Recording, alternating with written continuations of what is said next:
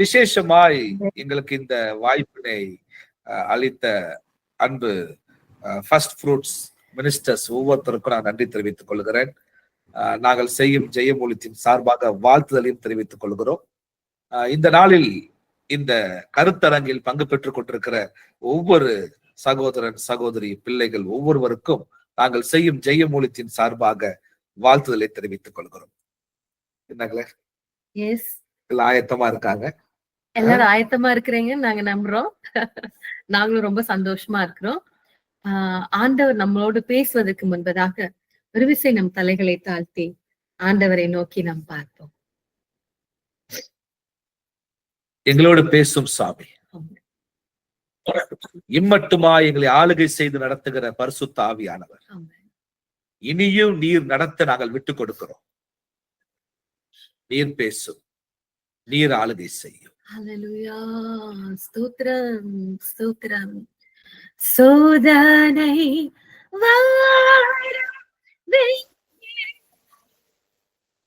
சொற்கேட்கும் செவி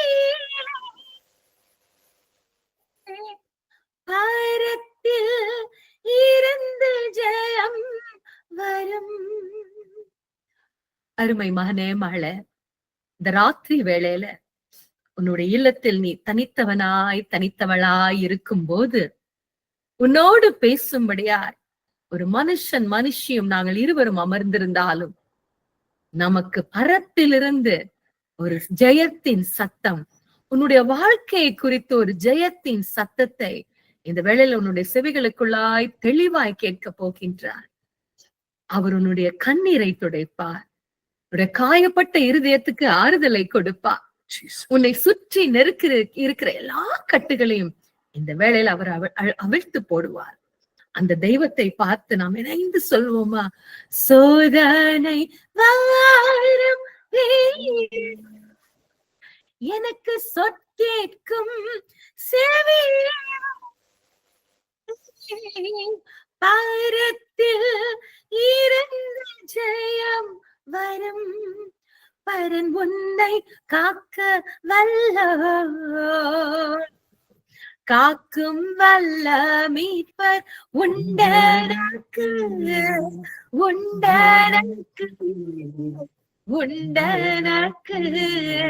காக்கும் வல்ல மீட்பர் உண்டனக்கு காத்திடுவார் என்றுமே. அகல ஆல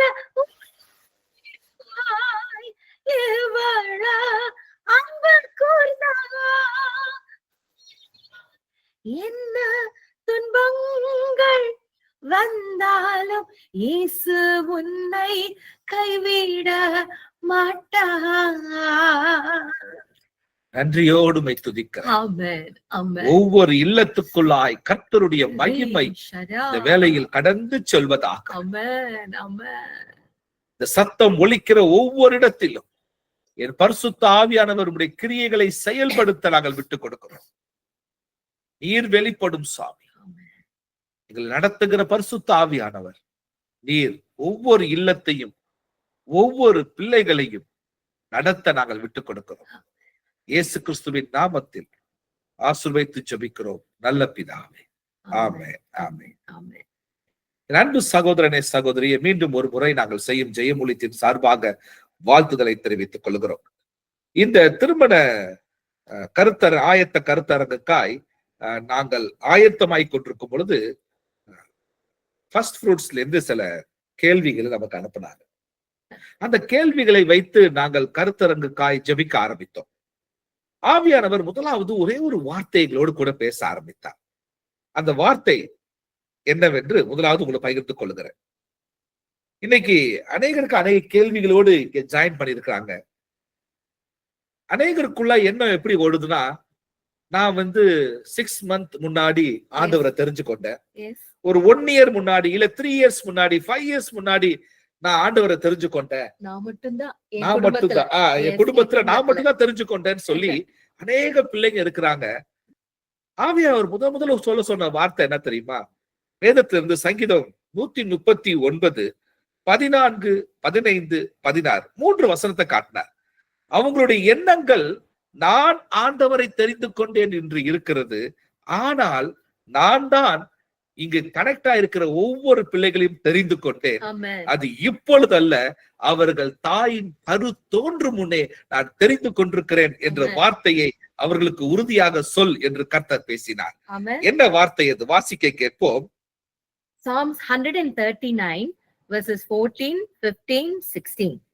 சங்கீதம் 139 14, 15, 16 வசனம் சொல்கின்றது, நான் பிரமிக்கத்தக்க அதிசயமாய் உண்டாக்கப்பட்டபடியால் உம்மை துதிப்பேன். உமது கிரியைகள் அதிசயமானவைகள், அது என் ஆத்துமாவுக்கு நன்றாய் தெரியும். நான் ஒளிப்பிடத்திலே உண்டாக்கப்பட்டு பூமியின் தாழ்விடங்களிலே விசித்திர வினோதமாய் உருவாக்கப்பட்ட போது என் எலும்புகள் உமக்கு மறைவாய் இருக்கவில்லை. என் கருவை உம்முடைய கண்கள் கண்டது. அழகான வார்த்தை இல்ல? என் கருவை உம்முடைய கண்கள் கண்டது. இந்த நாளில் இந்த கருத்தரங்கில் பங்கு பெற்றுக் கொண்டிருக்கிற என் அன்பு சகோதரனே, சகோதரியே, அன்பு பிள்ளைகளே, பரிசுத்த ஆவியானவர் முதலாவது சொல்லுகிறார், நீ என்னை தெரிந்து கொள்ளவில்லை, நான் தான் உன்னை தெரிந்து கொண்டிருக்கிறேன். அது நேற்று இன்று அல்ல, நீ உன் தாயின் கரு தோன்றும் முன்னே அவர் உன்னை அறிந்திருக்கிறார், தெரிந்திருக்கிறார். அது நிமித்தம் தான் இன்று நீ அவரோடு இணைக்கப்பட்டிருக்கிறாய். அதனாலதான் கர்த்தர் முதலாவது இந்த வார்த்தையை கொடுத்து இன்னைக்கு உங்க கேள்விகளுக்கெல்லாம் ஒரே ஒரு வார்த்தையை மாத்திரம் பதிலா சொன்னார். என்ன பதில் என்றால், மார்க்கின் புஸ்தகம் 5ஆம் அதிகாரம் 36ஆம் வசனத்துல ஒரே ஒரு வார்த்தையை கர்த்தர் எங்களோடு கூட பேசினார். விசுவாச உள்ளவனாய் இரு. Only believe. விசுவாசம் உள்ளவனாய் இரு. Only believe. ஆமென். அல்லேலூயா. உங்களுடைய எல்லா கேள்விக்கும் ஒரே ஒரு பதில கர்த்தர் சொன்னார். அது எப்பேற்பட்ட கேள்விகளா இருக்கட்டும். ஏன்னா முதல்ல ஆண்டவர் சொல்லிட்டாரு, அப்ப நீ என்னை தெரிந்து கொள்ள, நான் தான் அவனை தெரிந்து கொண்டேன். அதனால ஒன்லி பிலீவ். ஆமென். அல்லேலூயா. அப்ப நீங்க பாத்தீங்கன்னா இன்னைக்கு கனெக்ட் ஆயிருக்கிற நிறைய பேர் மேக்சிமம் நீங்க எல்லாரும் ஃபர்ஸ்ட் ஜெனரேஷன் கிறிஸ்டியன். அப்ப உங்க குடும்பத்துல நீங்க மட்டும்தான் இயேசு கிறிஸ்துவ உங்களுடைய சொந்த ரட்சகரா நீங்க ஏற்றுக்கொண்டீங்க. ஆனா உங்களுக்குள்ள நிறைய ஒரு கேள்வி நாங்க இப்ப பேசும் பொழுதே எடிஷனலா ஓடிட்டு இருக்கோம். என்ன கேள்வி என்னன்னா, எனக்கு கிறிஸ்டியன் முறைமையின்படி என்னோட வெட்டிங் ஒரு கிறிஸ்டியன் வெட்டிங்கா நடக்குமா, என்னோட மேரேஜ்? சரியா? இது ஃபர்ஸ்ட் கேள்வி. அது மட்டும் இல்ல, ரெண்டாவது என்ன ஓடுனா, அதுக்கு எங்க அம்மா அப்பா சம்மதிப்பாங்களா, சொந்தக்காரங்க சம்மதிப்பாங்களா? மூணாவது, எனக்கு வரப்போற லைஃப் பார்ட்னர் நான் நினைச்ச மாதிரி அமைவாரா, அமைவாளா? ஓகே. அப்புறம் அமைஞ்சாலும் எங்க ஃபியூச்சர் நாங்க ஒருத்தர் புரிஞ்சு அண்டர்ஸ்டாண்டிங்கோட இருந்து நாங்க நல்லா இருப்போமா? ஃபைனலா என்ன தெரியுமா ஒரு கேள்வி ஓடுது, நான் இப்ப ஆண்டவர் ஏற்றுக்கொண்டு எப்படியாவது எங்க அம்மா அப்பா சொல்ற மாதிரி இல்ல, நான் கிறிஸ்துவ முறைப்படி நான் மேரேஜ் பண்ணணும், இதெல்லாம் நான் பிளான் பண்ணிட்டு இருக்கேன், நான் யோசிக்கிறேன்னு, இது உண்மையிலே கடவுளோட சித்தம் தானா? இஸ் இட் காட்ஸ் வில் என்று சொல்லி நிறைய கேள்விகள். அதுக்குதான் ஆண்டவர் நீ பேசுறாரு, விசுவாசம் உள்ளவனா இரு. இந்த விசுவாசத்துல சில நேரங்கள்ல சில ஷேக் வரும், அசைவு வரும். இந்த அசைவுக்கு காரணம் என்னன்னு நீங்க தெரிஞ்சுக்கிட்டீங்கன்னா உங்க விசுவாசத்தை உறுதிப்படுத்த ஆரம்பிச்சிடலாம். முதல்ல 3 காரியம். நீங்க இப்ப செக் பண்ண போறீங்க, 3 காரியம் உங்களுக்குள்ள இருக்கா? கண்டிப்பா அது இருக்கும். ஃபெய்த் உங்களுக்குள்ள வர்த்திக்கப்படாதபடிக்கு கூடாதபடிக்கு நீங்க விசுவாசமா, sometimes you can't believe. What is the reason you can't பிலீவ்னா, உன்னோட ஃபெய்த்துக்கு நம்பர் 1 பில்லரே ஃபியர், அதாவது பயம். அப்ப நீங்க பாத்தீங்கன்னா அந்த பேரலல் லைன் சொல்றாங்களே, இப்படி ஒரு லைன் இப்படி ஒரு லைன், அப்ப இந்த 2 லைனும் மீட் பண்ணாதான். எந்த லைனா? ஃபெய்த்தும் ஃபியரும் ஒட்டவே ஒட்டாதான். ஏன்னா ஃபெய்த்துக்கு ஆப்போசிட்டே ஃபியர். அப்ப நீங்க பாத்தீங்கன்னா அது என்னைக்குமே பேரலாவே இருக்கும். அப்ப அந்த ஃபெய்த் என்ன செஞ்சுச்சுன்னா, அந்த ஃபெய்த் உங்களுக்குள்ள இருக்கும் பொழுது திடீர்னு ஃபியர் உள்ளுக்கு வந்துருது. நான் சொன்னது நம்பர் 1 ஃபியர். ஃபியர் உள்ளுக்கு வந்தோடனே அந்த உங்க இருதயத்துல இருக்கிற எல்லா ஃபெய்த், விசுவாசம் ஓடி போயிரும். ரைட்டாப்பா? ஆனா வசனம் சொல்கின்றது, நிறைவானது வரும் பொழுது குறைவானது ஓடி போகும். அப்ப ஃபியர்னா என்ன? ஃபியருக்கு நாங்க ஒரு அர்த்தத்தை எழுதி வச்சிருக்கோம், நீங்க நோட் பண்ணிக்கலாம். What is the meaning of fear? Fear you spell FEAR. Fear வந்து is focusing on evil amidst the reality. Fear is focusing on evil amidst the reality. அதாவது பயம் என்பது உண்மைக்கு மத்தியில தீமையின் மீது அதிகமா கவனம் செலுத்துறது. இன்னைக்கு நீங்க பாத்தீங்கன்னா விசுவாசத்தை நீங்க பார்க்காதபடிக்கு, தேவன் நீங்க நம்பாதபடிக்கு, தேவனுடைய வார்த்தையை நீங்க பிடித்து கொள்ளாதபடிக்கு உங்களுக்கு ஒரு பெரிய பிரச்சனை எதுனா பயம். ஏன்னா அந்த பயம் பல வகையில உங்களுக்கு உண்டாகலாம். அது உங்க குடும்பத்தின் நிமித்தம், எதிர்காலத்தின் நிமித்தம். ஆனா இந்த வேலையில உங்க விசுவாசத்தை அசைக்கிறதுக்கு சத்ருவானவன் பயன்படுத்துகிற மிகப்பெரிய ஆயுதமே பயம்தான். சோ முதலாவது நீ அறிந்து கொள்ள வேண்டிய காரியம் ஃபியர். ரெண்டாவது மன அழுத்தம், டிப்ரெஷன். இன்னைக்கு தேவையில்லாத காரியத்துக்கெல்லாம் நிறைய கவலைப்படுறோம். எப்படி கவலைப்படுறோம்னா, நாளைக்கு கல்யாணம் பண்ணா அந்த பெண்ணானவள் எப்படி இருப்பா, அந்த கல்யாணம் பண்ண போற அந்த ஆணானவன் எப்படி இருப்பான், ஐயோ குழந்தை எப்படி பெற்றெடுப்பது, ஒரு குழந்தையா 2 குழந்தையா, இதெல்லாம் தேவையில்லாத கவலை. ஃபர்ஸ்ட் கல்யாணம் பண்ணாதானே அவன் எப்படி இருப்பான்னு தெரியும். கல்யாணம் பண்ணாதானே குழந்தை எல்லாம் பிறக்கும். இன்னைக்கு அநேகர் எப்படின்னா நிறைய ட்ரீம்லயே வாழ்றோம். தேவையில்லாத டிப்ரெஷன், இன்னைக்கு தேவையில்லாத மன அழுத்தம், தேவையில்லாத கவலை இன்னைக்கு அநேகரை விசுவாசத்துக்குள்ள கொண்டு வரவே மாட்டேங்குது. நிறைய மன அழுத்தத்துக்குள்ள உட்கார்ந்து இருக்க காரணமே என்னன்னா இந்த தேவையில்லாத கவலைகள். அடுத்தது பாத்தீங்கன்னா இன்னொரு எப்படி கம்பேர் பண்ணுவாங்க. சம்டைம் அவங்களோட கூட வேலை செய்யறவங்களுடைய வாழ்க்கையை பார்த்திருப்பாங்க. அந்த வாழ்க்கையில ஏதோ ஒரு தப்பிதம் நடந்திருக்கும். உடனே ஐயோ அது என் வாழ்க்கையில வந்துருமோ. இன்னைக்கு அநேகர் எப்படின்னா மத்தவங்க வாழ்க்கையை போக்கஸ் பண்றோம். இன்னைக்கு உன் வாழ்க்கையில டிப்ரெஷனுக்கு மன அழுத்தத்துக்கு காரணமே மத்த வாழ்க்கையை போக்கஸ் பண்றதுதான். நீ வேதம் என்ன சொல்றது, விசுவாசம் உள்ளவனாயிருன்னு சொல்லி, நான் உன்னை தெரிந்து கொண்டிருக்கேன்னு சொல்லுது, நான் உன்னை அறிந்திருக்கிறேன்னு சொல்றாரு ஆண்டவர். ஆனா நம்ம என்ன செய்யறோம், மத்தவங்க வாழ்க்கையை பார்த்து ஐயோ அது என் வாழ்க்கையில நடந்துருமோன்னு சொல்லி மன அழுத்தத்துக்குள்ளாக போவதின் நிமித்தம் நம்ம என்ன செய்யறோம், விசுவாசத்துல ஷேக் ஆயிடுறோம். ஆமா. அப்ப கல்யாணம் பண்ணாதான் எல்லாமே எனக்கு தெரியும். மூணாவது காரியம், நம்ம விசுவாசமா இல்லாதபடிக்கு நமக்கு இருக்கிற பெரிய பிரச்சனை என்னன்னா, மத்தவங்களுடைய ஒப்பீனியனை நம்ம என்ன செய்யறது, ரொம்ப கேட்பது, பார்ப்பது. அதுதான் பிறருடைய கருத்து என்ன, மத்தவங்களுடைய ஒப்பீனியன். இன்னைக்கு பாத்தீங்கன்னா மத்தவங்களுடைய ஒப்பீனியனை முன்னெல்லாம் எப்படின்னு தெரியல, இன்னைக்கு டெய்லி நம்ம மத்தவங்களோட ஒப்பீனியனை நம்ம கேக்குறோம். எப்படி கேக்குறோம், டெய்லி நம்ம நைட்ல நம்ம எல்லா வேலையும் முடிச்சுட்டு நம்ம சாப்பிட்டுட்டு எல்லாத்தையும் ஓகே பண்ணிட்டு நம்ம பெட்டுக்கு போனோன்னே அப்படியே தலைய சாய்ச்சிக்கிட்டு நம்மளோட பெஸ்ட் ஃப்ரெண்ட், அதாவது இவங்களை கையில எடுத்துக்கோ, ரைட்டா, இத கையில எடுத்துக்கிட்டு ஓபன் பண்ணும், சோசியல் மீடியாவுக்கு போ. அதுல முக்கியமா ஃபேஸ்புக்னு ஒண்ணு இருக்குங்க. அதுல ஏதோ போடுவாங்க, ஒரு கேள்வியை போட்டு சொல்லுவாங்க, நீங்க என்ன நினைக்கிறீங்க, யாரோ கமெண்ட் பண்ணுவாங்க, வேற ஊர்ல இருந்து கமெண்ட் பண்ணுவாங்க. அது கமெண்ட் பண்றவங்க யாரும் நமக்கு தெரியாது. ஏன்னா அது ஃபேஸ்புக் என்னன்னு சொல்லுவாங்க, முக புத்தகம். அவங்க யாருன்னே நமக்கு தெரியாது. இன்ஸ்டாகிராம், வாட்ஸ்அப்லாம் ஏதோ சொல்லுவாங்க, அவங்க நினைச்ச மாதிரி எல்லாம் சொல்லுவாங்க. அப்ப அந்த கமெண்ட்ஸ வாசிச்சோன்னே நமக்குள்ள ஐயோ இப்படி இருக்குமா அப்படி இருக்குமா என்று சொல்லும் போது பாத்தீங்கன்னா, it will go right inside our mind. அது நமக்குள்ள போச்சுன்னா, நம்ம தூங்கும் போது நம்ம கனவுல எல்லாம் அந்த கமெண்ட்ஸ் தான் வரும். இப்படி ஆயிருமா அப்படி ஆயிருமான்னு சொல்லிட்டு நமக்குள்ள பயம் வரும், நமக்குள்ள மன அழுத்தம் வரும். அதே பாத்தீங்கன்னா அதே நம்ம யோசிக்க நமக்கு நிறைய கேள்விகள் உள்ளுக்கு வரும். கருத்து பிறர் என்ன சொல்றாங்க, இப்ப நம்ம அதுலயேதான் இருக்கோம். மத்தவங்க என்ன சொல்றாங்க, சம்டைம்ஸ் அது வேலைக்கு போவாங்க, சம்டைம்ஸ் நாட் ஃபேஸ்புக். வேலைக்கு போனோன்னு நீங்க நைட்லாம் ஜோம் பண்ணிட்டு நல்ல அந்த வார்த்தையோட நீங்க போவீங்க. மேபி இந்த வார்த்தை எடுத்துட்டு நீங்க போய் வார்த்தை சொல்லுது, பயப்படாத, விசுவாசம் உள்ளவனா இரு, நான் பயப்பட போறது இல்ல, சாரி, அந்த வார்த்தை எடுத்துட்டு நீங்க வேலைக்கு போனோன்னு யாரோ என்னமோ பேசும்போது அவங்க சொல்லுவாங்க, அப்படிலாம் கிடையாது, விசுவாசம் எல்லாம் ஒண்ணும் இல்ல, இன்னைக்கு நீயே ட்ரை பண்ணு, நீயே இது பண்ணுன்னு சொல்லிட்டு ஏதோ சொல்லுவாங்க. சோ இத கேட்டோன்னே நம்ம குழம்பி போயிரும். அதனாலதான் நம்ம அவாய்ட் பண்ண வேண்டியது மத்தவங்களுடைய கமெண்ட்ஸ். ஆமே. எஸ். ஏன்னா இதெல்லாம் என்ன செய்யும்னா உங்களை நெகட்டிவான வழிக்கு கொண்டு போகும்.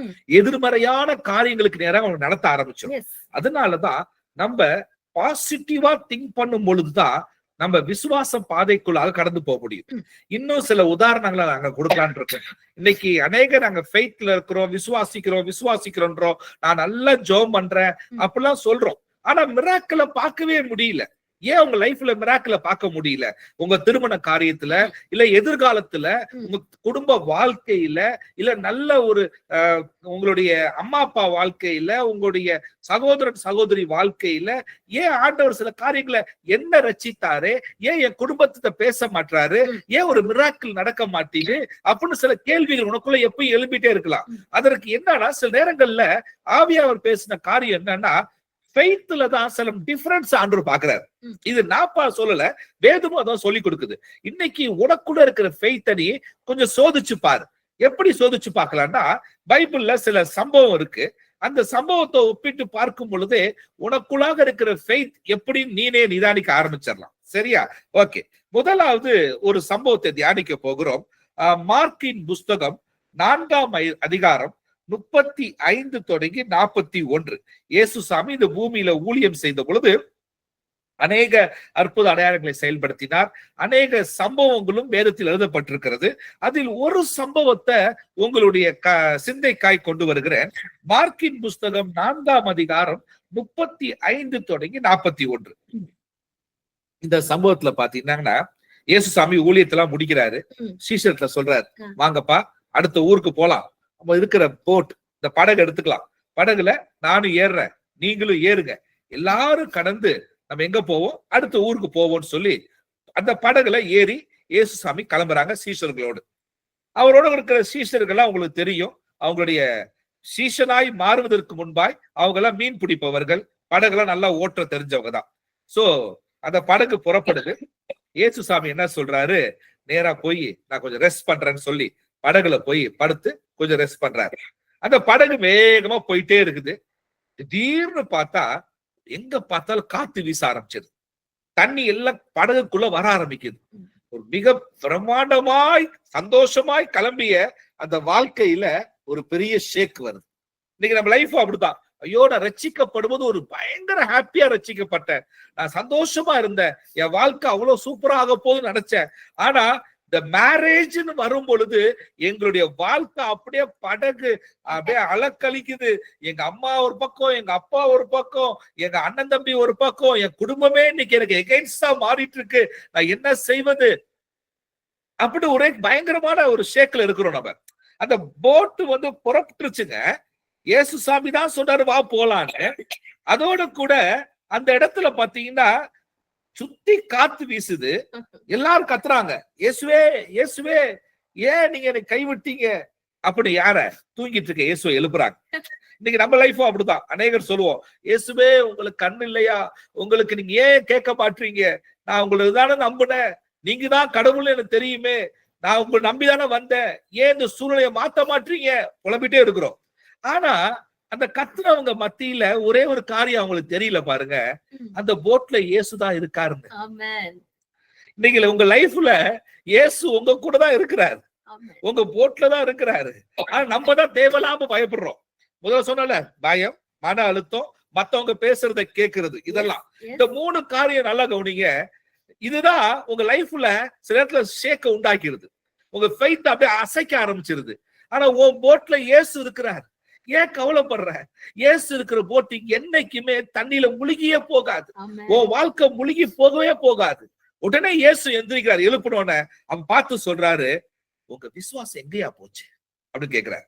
நான் இதுக்கு ஒரு டைட்டில் கொடுத்திருக்கிறேன், செத்த விசுவாசம், டெட் ஃபெய்த். என்னமா செத்த விசுவாசம்? இன்னைக்கு சில நேரங்கள்ல நம்ம விசுவாசம் செத்து போயிருது. அந்த விசுவாசம் செத்து போன இடத்துல தேவனால மிராக்கிள் செய்ய முடியாது. இன்னைக்கு உன் வாழ்க்கையை சோதிச்சு பார். உன் வாழ்க்கையில விசுவாசம் எப்பேற்பட்ட விசுவாசமா இருக்கிறது? இயேசு உன் போட்ல தான் இருக்காரு. நீ என்னைக்கு இயேசுவேன்னு தெரிந்து கொண்டாயோ, ஆனா முன்பே நம்ம சொல்லிட்டோம்ல, நீ தெரிந்து கொள்ளல, உன்னை இயேசு தெரிந்து கொண்டிருக்கிறார். அதனால உன் போட்ல இயேசு இருக்கும் பொழுது நீ கவலையே படக்கூடாது, நீ சந்தோஷமா டிராவல் பண்ணணும். ஆனா இங்க என்னது, ஒரு செத்த விசுவாசம் வெளிப்படுகிறது. அப்ப நம்ம வாழ்க்கையில சில நேரங்கள்ல செத்த விசுவாசம் வெளிப்படலாம். நீ சோதித்து பார், எச்சரிக்கையாயிரு. இரண்டாவது ஒரு விசுவாசம் பைபிள் நமக்கு சொல்லுது. என்ன விசுவாசம் அது? அந்த நேரம் மட்டும் உள்ள விசுவாசம். Temporary faith. முதல் டெட் ஃபேத், இப்ப டெம்பரரி ஃபேத். அந்த நேரம் மட்டும் உள்ள விசுவாசமா. இது லூக்கா 8வது அதிகாரத்துல நீங்க பாத்தீங்கன்னா, ஒரு விதைக்கிறவன் விதைக்கிறதுக்கு போறான். A sower goes to sow the seeds. அவன் போயிட்டே இருக்கும்போது கொஞ்சம் அப்படியே அவன் தூவிட்டு இருக்கும்போது சிலது ஆன் த வே, வழி அருகே அப்படியே விழுது. சிலது பாத்தீங்கன்னா முச்செடி இருக்கிறதுல விழுவுது. மூன்றாவது கற்பாறையில விழுது. மத்ததெல்லாம் நல்ல நிலத்துல விழுது. இந்த 13வது வசனம் சொல்லுது, கற்பாறையின் மேல் விதைக்கப்பட்டவர்கள் கேட்கும் போது அந்த கற்பாறையில விழுந்த விதைய யாருக்கு ஒப்பிடுறாங்கன்னா, கற்பாறையின் மேல் விதைக்கப்பட்டவர்கள் வசனத்தை கேட்கும் பொழுது சந்தோஷத்துடனே அவங்க வசனத்தை ஏற்றுக்கொள்வார்களாம். இப்ப நாங்க பேசிட்டு இருக்கும்போது உங்களுக்கு ரொம்ப பூஸ்டா இருக்கும். நீங்க எந்த சூழ்நிலையில நீங்க கடந்து போறீங்கன்னு எங்களுக்கு தெரியாது. ஏன்னா பாத்தீங்கன்னா, ஒரு தனி மனுஷி மட்டும் ஒரு குடும்பத்துல ரட்சிக்கப்பட்டு வாழ்றது ஈஸி கிடையவே கிடையாது. அந்த லைஃப் ரொம்ப டஃப்பா இருக்கும். உங்க ஃபீலிங்ஸ யார்கிட்டயுமே நீங்க சொல்ல முடியாது. அப்ப நீங்க இப்ப இந்த வார்த்தையை கேட்கும் போது உங்களுக்கு நல்ல பூஸ்டா இப்ப இருக்கும். ஆயினும் தங்களுக்குள் வேர் கொள்ளாதபடியினாலே கொஞ்ச காலம் மாத்திரம் விசுவாசித்து சோதனை காலத்துல பின்வாங்கி போயிருவோமா. ஏன்னா நமக்குள்ள தேவனோட வார்த்தை நமக்குள்ள இல்லாத பொழுது எவ்வளவுதான் நம்ம வார்த்தை அந்த ஒரு பிரசங்கியார் கேட்கும் போதோ இல்ல யூடியூப்ல ஒரு மெசேஜ் வாசிக்கும் போதோ வேதத்தை வாசிக்கும் போதோ எவ்வளவுதான் நீங்க கேட்டாலும் உங்களுக்குள்ள அந்த நம்பிக்கையும் விசுவாசம் இல்லைன்னா உங்களால நம்பவே முடியாது. உங்க விசுவாசம் அந்த நேரம் மட்டும் இருக்கும். சம்டைம்ஸ் நீங்க பாத்தீங்கன்னா, நீங்க இன்னைக்கு நாங்க பேசிட்டு இருக்கும்போது ரொம்ப ஹாப்பியா இருப்பீங்க. திடீர்னு உங்களோட பேரண்ட்ஸ் சொல்லுவாங்க, பாரு நீ சும்மா வைராக்கியமா அப்படியே இருந்துகிட்டே இருக்க, உன் வயசு போயிட்டே இரு, பாரு உன்னுடைய கசன்ஸ் எல்லாம் பாரு, உன்னோட வயசு கம்மி தான், அவங்கள கல்யாணம் பண்ணி சந்தோஷமா இல்ல, நீ நாங்க சொல்ற மாதிரி நீ செய், நாங்க விரும்புற மாதிரி நீ கல்யாணம் பண்ணிரு, கல்யாணத்துக்கு பிறகு வேணா நீ உன் புருஷனை மாத்திக்க. அந்த மாதிரி எல்லாம் உங்ககிட்ட பேசலாம். உங்களுக்கே சம்டைம்ஸ் ஒரு பெரிய டவுட் ஆயிரும். இன்னைக்கு என்ன நடந்தாலும் வைராக்கியமா விசுவாசத்துல மட்டும் நீங்க கலந்து போகாதீங்க. அந்த வைராக்கியத்தை விட்டுறாதீங்க. என்ன, ஜஸ்ட் கீப் ஆன் பிலீவிங். இல்ல நான் நம்புறேன், ஏசு சாமி என் வாழ்க்கையில நிச்சயமா நன்மையானது செய்வார். ஆமென். நல்லா கவனிங்க. சிஸ்டர் முதல்ல சொல்லும் போது ஒரு வார்த்தை சொன்னாங்க, ஃபியருக்கும் இன்னொன்னு ஃபெய்த்துக்கும் பேரலல் தான் போகுமா. அது ரெண்டும் கனெக்டே ஆக முடியாது. அதே போல நான் இன்னொன்னு சொல்லி தரேன் பாருங்களேன்.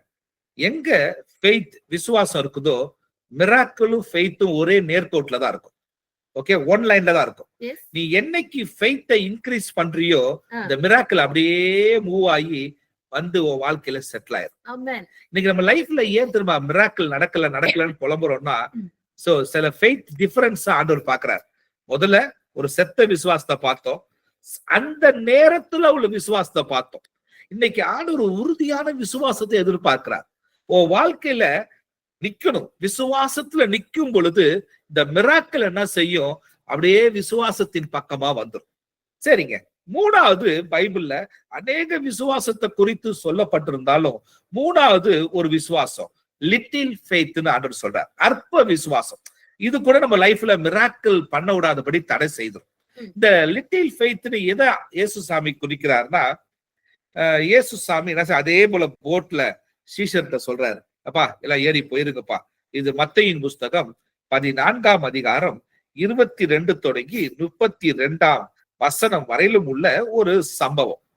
இயேசு சொல்றாரு, ஊழியத்தெல்லாம் முடிச்சுட்டு சீஷர்கள்லாம் நீங்க படகுல போங்க. அந்த படகுல எல்லாரும் பேதுரு எல்லாம் ஏறி போறாங்க. போகும் பொழுது இயேசு சாமி ஒரு கரையில இருந்து அவரு ஜெபிக்க போயிட்டார். அப்ப திடீர்னு அதே போல காத்து வீசுது. அத 29ஆம் வசனத்தை வாசியம்மா.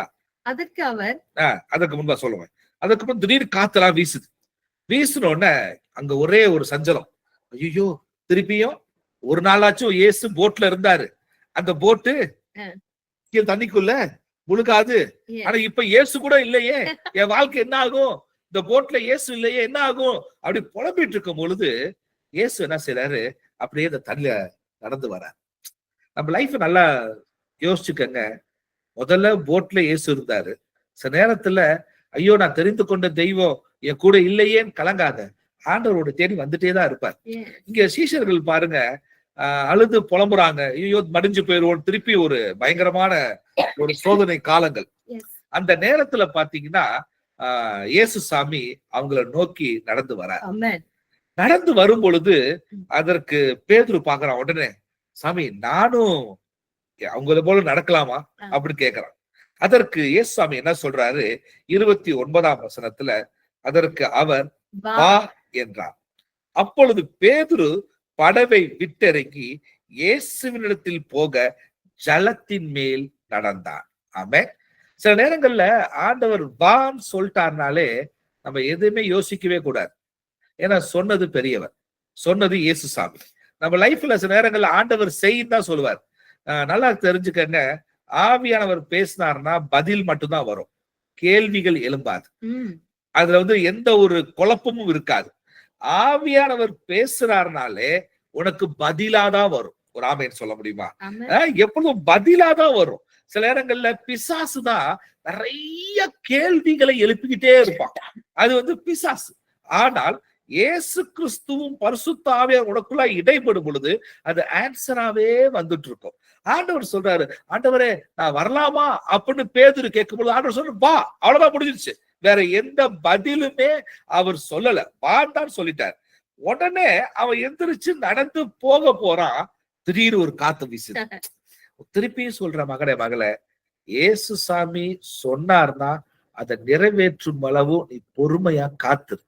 நிச்சயமா சொன்னவர் உன் வாழ்க்கையில பெரிய காரியத்தை செயல்படுத்துவார். சில நேரத்துல நம்ம அந்த பொறுமையை இழந்து போவது நிமித்தம் தான் நம்ம நிறைய கேள்விகளுக்குள்ளாக மாட்டிக்கொள்கிறோம், சில புலம்பல்களுக்குள்ளாக மாட்டிக்கொள்கிறோம். இன்னைக்கு முதலாவது நீ தெரிஞ்சுக்க, உன் வாழ்க்கையில ஆண்டவர் சொல்லி பதில் டிலே ஆச்சுன்னா ஏதோ பெஸ்டான ஒன்ன உனக்கு செஞ்சிட்டு இருக்காருன்னு உன் மைண்ட்ல வச்சுக்க. இன்னைக்கு அநேக லைஃப்ல ரொம்ப அதிகமா ஆசை எதிர்பார்க்கிறோம். என்ன எதிர்பார்க்கிறோம்னா, இன்னைக்கு ஜெபிக்கணும், நாளைக்கே பதில் வந்துடணும். என் தெய்வத்தால உடனடியாக பதில் கொடுக்க முடியும், அது மாற்று கருத்து அல்ல. சில நேரங்கள்ல ஆண்டவர் உனக்கு வாழ்க்கையில டிலே பண்றாருன்னா நீ வெயிட் பண்ணு, பொறுமையாயிரு. அதிலும் வேதம் சொல்லுகிறது நீடிய பொறுமையாயிரு. சில நேரத்துல பொறுமைதான் உனக்கு ஒரு பெஸ்டான காரியத்தை பரலோகத்தின் தெய்வம் உருவாக்கி கொடுக்க முடியும். இங்க பேதுரு பாருங்க, இயேசு சொல்லிட்டாரு, எந்திரிச்சு நடக்க வேகமா வந்துட்டாரு, காத்து வீசுது, உடனே அவனுக்குள்ளாக இந்த ஃபெய்த்ல ஒரு ஷேக் வருது. இன்னைக்கு நம்ம லைஃப்ல சில நேரத்துல பாடு வரும் பொழுது, பிரச்சனை வரும் பொழுது, குழப்பம் வரும் பொழுது உன் விசுவாசத்தை உற்றாத. அதான் இன்னைக்கு ஆண்டவர் பேசிட்டு இருக்காரு உங்கள்கிட்ட. உங்க லைஃப்ல உன்னை தெரிந்து கொண்ட தெய்வம் மெய்யான தெய்வம், உன்னை அழைத்த தெய்வம் உண்மை உள்ள தெய்வம், உன்னை பெயர் சொல்லி அழைத்தவர் ஜீவன் உள்ள தெய்வம். அவர் உன்னை கைவிடவே மாட்டார், உன்னை மறக்க மாட்டார். அதை மட்டும் மைண்ட்ல வச்சுக்க. இயேசு வான்னு சொல்லிட்டாரு. அதுக்கப்புறம் காற்று 30ஆம் வசனம் சொல்லுது, காற்று பலமா இருக்கிறதை கண்டு வசனமே சொல்லுது பயந்து, உடனே பயந்துட்டான். அமிழ்ந்து போகையில் ஆண்டவரே என்னை ரட்சியும் என்று கூப்பிட தொடங்கினார். அடுத்த நிமிஷம் உடனே இயேசு கையை நீட்டி அவனை பிடித்து, அற்ப விசுவாசியே ஏன் சந்தேகப்பட்டாய் என்றார். ஆமென். இங்க பாத்தீங்கன்னா லிட்டில் ஃபெய்த் சொல்றாரு. அப்ப அவனுக்கு ஃபெய்த் இருக்குது, ஏன் கொஞ்சமா இருந்துச்சு, ஏன் ஒரு சந்தேகத்தை எழுப்புச்சு? இன்னைக்கு அதே கேள்விதான் ஆண்டவர் கேட்கிறார். எங்கப்பா ஏன் இவ்வளவு சந்தேகம், உன் வாழ்க்கையில ஏன் இவ்வளவு டவுட்? மறந்துடாத, உன்னை வான்னு சொன்னவர் இயேசு சாமி, உன்னை அழைத்தவர் இயேசு சாமி, உன்னை ரட்சித்தவர் இயேசு சாமி. அவர் ஜீவனுள்ள தெய்வம், அவர் வாழ்க்கையை கைவிடவே மாட்டாரு. உன்னை வான்னு சொன்னவரு. அது நீ நடக்கிறது கடலா இருக்கலாம், அலை வீசுகிற கடலா இருக்கலாம். அந்த கடலின் மத்தியில பரலோகத்தின் தெய்வம் உன்னை நடத்துவது நிச்சயம். உனக்குள்ளா இருக்கிற லிட்டில் ஃபெய்த்தை தூக்கி போடு. ஆமென். லிட்டில் ஃபெய்த்தை தூக்கி போட்டுட்டு, டெட் ஃபெய்த்தை தூக்கி போட்டுட்டு, டெம்பரரி ஃபெய்த்தையும் தூக்கி போட்டுட்டு, extra great extraordinary faith உங்களுக்கும் நமக்கும் தேவை. ஆமென். இன்னைக்கு நைட்டு நீங்க ஒரு முடிவு பண்ண போறீங்க, I am going to have that great extra ordinary dynamic faith. Amen. என்ன அந்த dynamic faith, extra ordinary faithனா? இதெல்லாம் தேவையில்லாத ஃபெய்த் எல்லாம் சொல்லியாச்சு. ஆமா. தேவை உள்ள தேவை ஃபெய்த் சொல்ல உள்ளது. போறோம். Okay, what you actually NEET. நீங்க பாத்தீங்கன்னா அசாதாரண விசுவாசம். இந்த சம்பவம் மத்தேயு 8வது அதிகாரத்துல அந்த 100க்கு அதிபதியை குறிச்சுதான் நம்ம பேச போறோம். த சென்ச்சூரியன். அப்ப நீங்க பாத்தீங்கன்னா அந்த சென்ச்சூரியன், அந்த 100க்கு அதிபதி ஒரு சமயம் இயேசு கிட்ட வரார். அவர் என்ன வந்து சொல்றாருன்னா, மத்தேயு 8வது அதிகாரம் 5வது வசனம் தொடங்கி நான் வாசிக்கின்றேன். மத்தேயு 8:5 இருந்து வாசிக்கிறேன். இயேசு கற்பநகூமில் பிரவேசித்த போது 100க்கு அதிபதி ஒருவன் அவரிடத்தில் வந்து, ஆண்டவரே, என் வேலைக்காரன் வீட்டிலே திமிர்வாதமாய் கிடந்து கொடிய வேதனைப்படுகிறான் என்று அவரை வேண்டிக் கொண்டார். அப்ப அவனுக்கு ஒரு ஸ்ட்ரோக் மாதிரி தானப்பா? ஆமா, அவனுடைய வேலைக்காரன் மீது ஒரு அன்பு உள்ள ஒரு 100க்கு அதிபதி. சொல்றான் 100க்கு அதிபதி என்று சொல்லும் போது அந்த நாட்கள்ல 100 பேருக்கு ஒரு தலைவனா இருக்கிற நல்ல பதவியில் இருக்கிற ஒரு மனுஷன். அவன் நேரா கப்பர்நகூமுக்குள்ள இயேசுசாமி வரும் பொழுது ஓடி வந்து கேக்குறான், என்னுடைய வீட்டுல வேலைக்காரன் சொஸ்தம் இல்லாம இருக்கிறான், எனக்கு ஒரு சுகம் வேணும், அவனுக்கா வர முடியுமா கேக்குறான். இயேசுசாமி 7வது வசனத்துல சொல்றாரு, அதுக்கு இயேசு, நான் வந்து அவனை சொஸ்தமாக்குவேன் என்றார். சோ அவன் கேட்ட உடனே இயேசுசாமி சொல்றாரு, பதில் வந்துட்டு ஒரே பதில் சொல்றாரு. என்ன சொல்றாரு? I will come and heal him. நான் வரேன், சுகப்படுத்துறேன். சொன்னோன்னே 8வது வசனத்துல பாருங்க, 100க்கு அதிபதி சொல்றாரு. 100க்கு அதிபதி பிரதி உத்தரமாக, ஆண்டவரே, நீர் என் வீட்டுக்குள் பிரவேசிக்க நான் பாத்திரன் அல்ல, ஒரு வார்த்தை மாத்திரம் சொல்லும், அப்பொழுது என் வேலைக்காரன் சொஸ்தமாவான். அவன் வந்து சொல்றான், ஒரு வார்த்தை மட்டும் சொல்லுங்க. அதுல முக்கியம் கிளாடிஸ்மா, இந்த 8ஆம் வசனத்தை சொல்றான், ஒரு வார்த்தை சொல்லுன்னு சொல்லிட்டான். ஆனா 9ஆம் வசனம் தான் பயங்கரமான ஹைலைட்டான வசனம். சீக்ரெட்டே அங்கதான் இருக்கு. எக்ஸ்ட்ரானரி ஃபெய்த்கான மிகப்பெரிய சீக்ரெட் 9ஆம் வசனம் சொல்லுது. வாசிக்க கேட்போம். நான் அதிகாரத்துக்கு கீழ்ப்பட்டவனாய் இருந்தும் எனக்கு கீழ்பட்டிருக்கிற சேவகரும் உண்டு. நான் ஒருவனை போவென்றால் போகிறான், மற்றொருவனை வா என்றால் வருகிறான், என் வேலைக்காரன் இதை செய் என்றால் செய்கிறான் என்றார். நல்லா கவனிங்க, இந்த ஒரு வார்த்தை தான் இயேசுசாமி அவனுக்குள்ளா இருந்த எக்ஸ்ட்ரானரி ஃபெய்த்தை கண்டுபிடிக்க செய்தது. அவன் என்ன சொல்றான்னா, நல்லா அந்த 100க்கு அதிபதி சொல்றான், ஐயா, நான் வந்து ஒரு சின்ன அதிகாரி தான், அந்த அதிகாரத்துல இருக்கிறனால நான் ஒருத்தனை பார்த்து ஒரு வார்த்தை சொல்வேன், ஏய், எனக்கு அந்த ஜாமா எடுத்துட்டு வா, ஆனா எடுத்துட்டு வரான். இந்த ஜாமா போய் அங்க வைனா வைக்கிறான், இந்த செய்னா செய்யறான். ஒரு 100க்கு அதிபதியா சின்ன பொறுப்புல இருக்கிற என் வார்த்தைக்கே இவ்வளவு வல்லமை இருக்குன்னா, நீர் வானத்தையும் பூமியும் உண்டாக்கினவர், உங்களுடைய வார்த்தைக்கு எவ்வளவு வல்லமை இருக்கு. நீங்க வந்து சுகப்படுத்த தேவையில்லை, நீங்க வாயை திறந்து சொன்னாலே போதும், ஒரு வார்த்தை சொன்னாலே போதும், எங்க வேலைக்கார சொஸ்தமாவான். எவ்வளவு ஒரு அழகான ஒரு விசுவாசம் பாருங்களேன். இன்னைக்கு ஆண்டவர் வந்து அந்த விசுவாசத்தை பார்த்து ஆச்சரியப்பட்டாராம். ஐயோ ஆண்டவரே, இது என்ன அவன் சொல்றாரு, இந்த மாதிரி யார்கிட்ட இது விசுவாசத்தை பார்க்கலையா, என்னையா இவ்வளவு பெரிய விசுவாசமா இருக்கு. ஆண்டவரே சில நேரங்கள்ல நம்ம விசுவாசம் ஆச்சரியப்படுத்த வைக்க முடியும். என் மகனே, மகளே, அன்பு சகோதரனே, சகோதரியே, இதுதான் கர்த்தர் நமக்கு விரும்புகிறார். உன் வாழ்க்கையில நான் மிராக்கிள் செய்வது லேசான காரியம், அதிசயத்தை செய்வது லேசான காரியம், நீ வேண்டுவதை கொடுப்பது லேசான காரியம். ஆனா இன்னைக்கு உன் விசுவாசம் எப்படி இருக்கிறது? நீ விசுவாசம் உள்ளவனா இருக்கிறாயா? விசுவாசம் உள்ளவனா இருக்கிறாயா? அதுதான் மிகப்பெரிய கேள்வி. இன்னைக்கு ஆண்டவர் சொல்றாரு, எப்பா, என் வார்த்தையின் வல்லமையை இந்த மனுஷன் அறிஞ்சிட்டாயா? இன்னைக்கு அதான் ஆண்டவர் உன்கிட்டே கேட்கிறார், என் விசுவாசத்தை எப்படிங்க வர்த்திக்க செய்யறது? Very simple. உன் கையில் கொடுக்கப்பட்ட வேதாகம புஸ்தகத்தை எடுத்து வாசிக்க வாசிக்க வாசிக்க உன் விசுவாசம் வர்த்திக்க பண்ணிடுவான். அல்லேலூயா.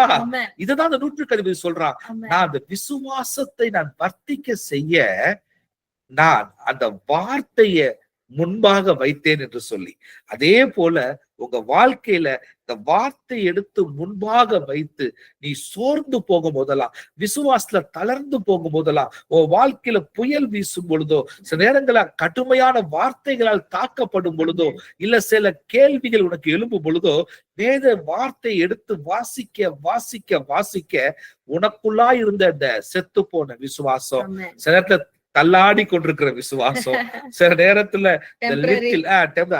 லிட்டில் ஃபெய்த், இதெல்லாம் என்ன செய்யும்? ஸ்ட்ராங்கா அப்படியே மாற ஆரம்பிச்சிடும். அதான் நீங்க ஆண்டவர் பேசுறாரு, மகனே, மகளே, விசுவாசம் உள்ளவனாயிரு, பயப்படாதே, விசுவாசம் உள்ளவனாயிரு. ஏன்னா இயேசுசாமி அழகா சொல்றாரு, இந்த விசுவாசம் என்னை ஆச்சரியப்படுத்தியது. ஆமென். உடனே சொல்லி போப்பா, உன் வீட்டுல உன் வேலைக்காரன் சொஸ்தமாயிருப்பான். நம்ம இப்பேற்பட்ட விசுவாசத்தை நம்ம எங்கேயுமே பார்க்கவே இல்லை. இத பாத்தீங்கன்னா, இத கேட்டுட்டு இருக்கிற பிள்ளைங்க நிறைய பேர் சொல்லலாம், இது வேதத்துல நடந்துச்சு. நீங்க சொல்றது வந்து இப்ப கேட்கறதுக்கு எனக்கு ரொம்ப என்கரேஜிங்கா பூஸ்டா இருக்குன்னு சொல்லலாம். ஆனா இதெல்லாம் வந்து என் லைஃப்ல நடக்குமா? உங்களுக்கு தெரியுமா நான் என்ன கோ த்ரூ பண்றேன்னு?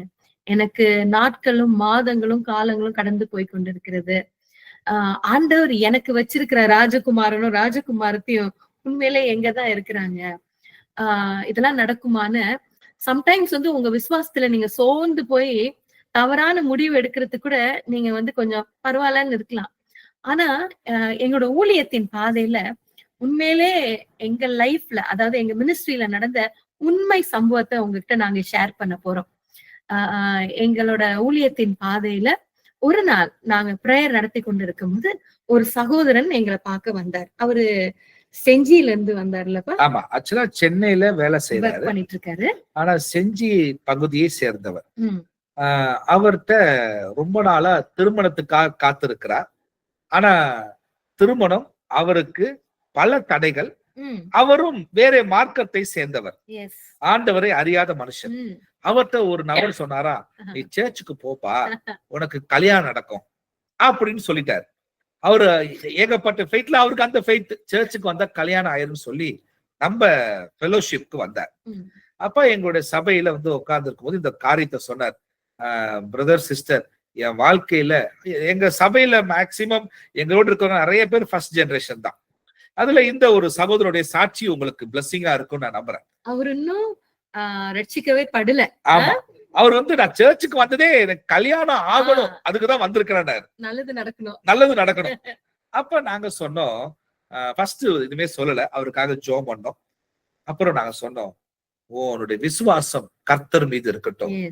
உன் வாழ்க்கை வெறும் கல்யாணத்துக்கு மாத்திரம் இயேசு உனக்கு பத்தாது, உன் வாழ்நாள் முழுவதும் நித்தியத்திற்கும் இயேசு உனக்கு தேவைன்னு சொல்லி சுவிசேஷத்தை சொல்லி இயேசுவை ஏற்றுக்கொள்ள நாங்கள் சில வார்த்தைகளை பேசினோம். அந்த மனுஷர் முழுமையாய் ஏற்றுக்கொண்டார். இதெல்லாம் நடந்து கொண்டே இருக்கிறது.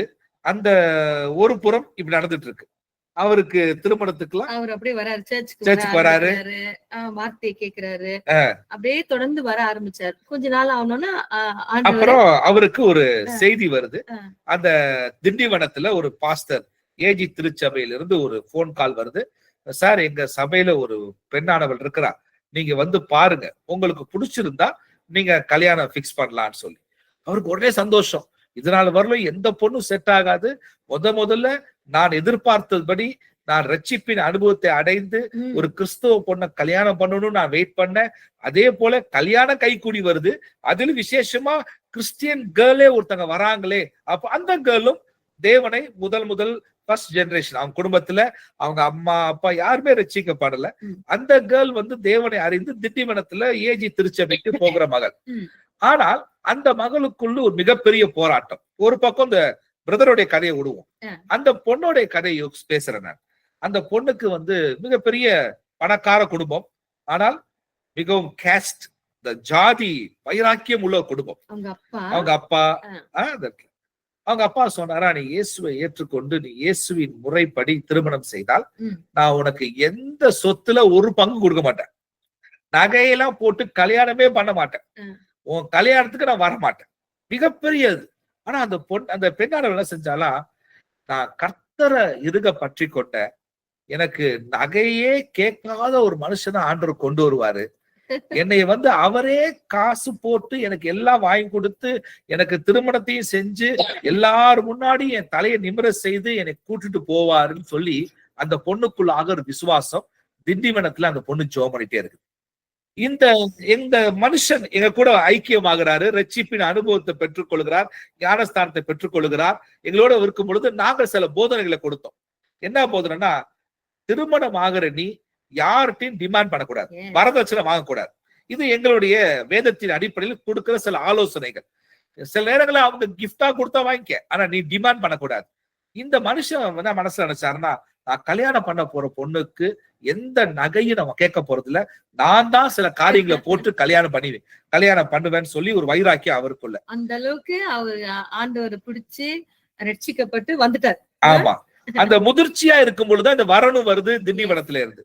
அந்த பொண்ணோட விசுவாசம், இந்த மனுஷனுடைய விசுவாசம் இரண்டுமே சந்தித்தது திண்டிவனத்துல மேரேஜ்ல. நாங்கள் தான் கல்யாணத்தை பண்ணி வைத்தோம். அந்த பெண்ணானவள் திருமணம் முடிஞ்சு எங்க கைய பிடிச்சு தேம்பி தேம்பி ஆள ஆரம்பித்தான். என் கர்த்தர் என்னை கைவிடல, எங்க அப்பா மத்தியில எங்க அம்மா மத்தியில நான் சொன்னபடி என் வாழ்க்கையை கர்த்தர் ஆசீர்வதித்தார். இந்த நல்ல மனுஷர் எனக்கு கொடுத்தாரு.